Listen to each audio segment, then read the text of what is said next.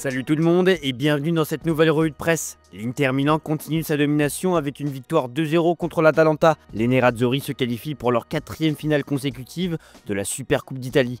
Dumfries, auteur d'un superbe but, a joué un rôle décisif. De son côté, Lautaro Martinez a été méconnaissable et a manqué plusieurs occasions à sa portée. Gasperini, sans ses stars Ederson, Lookman et De Ketelaere, a vu son plan tactique se briser après l'ouverture du score. Rencontre décisive pour la Juve de Thiago Motta, qui se prépare pour affronter l'AC Milan en Super Coupe d'Italie. Après un match nul 0-0 en championnat contre Milan, Motta souligne que son équipe sera différente cette fois-ci, prête à se battre pour la finale tout en respectant son adversaire. Côté mercato, Darwin Nunez est pressenti pour quitter Liverpool et c'est l'AC Milan qui tient la corde dans ce dossier. Le club italien prépare une offre qui n'est pas encore arrivée sur la table mais qui pourrait être fixée à 50 millions d'euros. En revanche, il est peu probable que les Reds puissent vendre son attaquant en janvier sans trouver de remplaçant. Direction l'Espagne avec le dossier brûlant de ces derniers jours. Comme l'écrit Sport ce matin, Joan Laporta croit au miracle pour Dani Olmo. Confronté à l'incertitude entourant son inscription avec le FC Barcelone, Olmo est dans une impasse. La tension Olmo, titre Le Mundo Deportivo, qui explique qu'aujourd'hui, c'est la grande décision. Comme l'indique la Cadena Copé, le FC Barcelone se veut plutôt optimiste pour l'inscription de Dani Olmo et de Pau Victor. La direction est convaincue que la fédération va lui donner raison et valider ce deal des places VIP du Camp Nou. En cas de refus, le club prévoit de recourir à des mesures conservatoires judiciaires. Selon AS, Olmo pourrait réclamer 50 millions d'euros sur son contrat, laissant le club catalan avec une perte totale dépassant 200 millions d'euros. Si Olmo partait libre, il serait convoité par de grandes équipes comme le PSG, le Bayern Munich et des clubs anglais. Mais sans licence, l'ancien de Leipzig ne pourra même pas disputer la Ligue des Champions et cette situation pourrait même l'empêcher de jouer avec l'Espagne en Ligue des Nations. Côté Madrid, le match reporté entre Valence et le Real Madrid, initialement prévu après les inondations de l'automne dernier, se joue enfin dans un contexte complètement transformé. En novembre, Madrid accusait 9 points de retard sur le Barça et Valence luttait pour le maintien. Aujourd'hui, une victoire pourrait propulser les Madrilènes en tête du classement. Le retour de Vinicius Junior, suspendu contre Séville, apporte une arme supplémentaire à Carlo Ancelotti. Le Brésilien, cible d'insultes racistes à Mestalla il y a 2 ans, revient sur un terrain où il a souvent brillé. On part en Allemagne où on parle aussi du dossier Dani Olmo du côté de Bild. Face à l'incertitude de son avenir,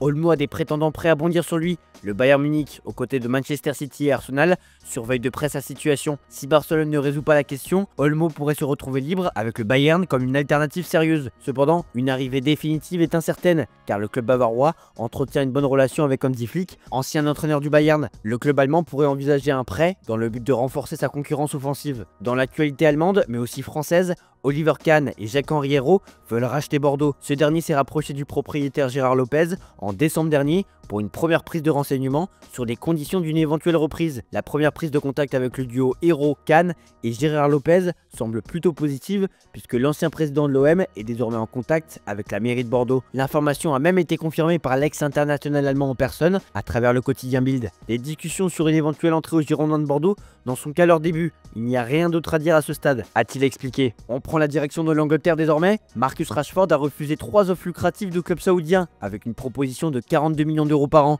Il préfère un transfert axé sur sa carrière avant la Coupe du Monde 2026 selon The Times.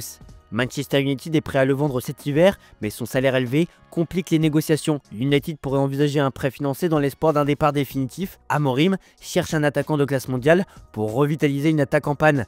Victor Gyökeres, actuellement au Sporting, semble être une cible prioritaire. Ruben Amorim, qui le connaît bien et connaît ses énormes qualités offensives, le veut maintenant à Old Trafford. Selon le Daily Star, Amorim, qui lorsqu'il a quitté le Sporting pour atterrir à United, a promis de ne pas toucher l'international suédois au moins jusqu'à l'été, pourrait finalement rompre le pacte de non-agression auquel il s'était engagé et aborder l'incorporation du footballeur dès maintenant. Victor Osimhen, prêté à Galatasaray, pourrait également être une option, avec Rashford potentiellement inclus comme monnaie d'échange. Toujours dans l'actu mancunienne, Amad Diallo est en passe de signer un nouveau contrat à long terme avec Manchester United. Ruben Amorim le considère comme un pilier pour l'avenir du club. Et pendant ce temps, Joshua Zirkzee, en difficulté à United, attire l'intérêt de la Juventus. Les perspectives de départ de Casemiro sont aussi évoquées, notamment pour le marché de janvier, mais ses émoluments financiers ainsi que son contrat en cours jusqu'en 2026 vont compliquer les futures négociations. Christian Eriksen, Anthony et Victor Lindelof pourrait également quitter le club dans les semaines à venir. Pour ce qui est de l'avenir de Trent Alexander-Arnold, le Daily Mirror rapporte que Liverpool a fermement rejeté l'approche du Real Madrid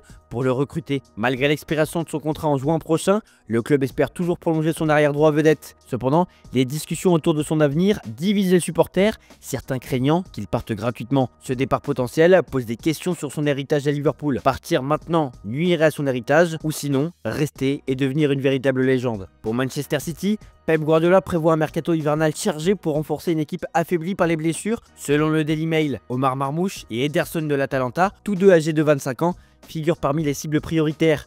Avec 18 buts en 24 matchs cette saison, Marmoush est admiré par City. Il offrirait de la polyvalence car il est capable de jouer n'importe où offensivement. Selon Marca, Pep Guardiola vise aussi Florian Wirtz et Martin Zubimendi pour renforcer son équipe.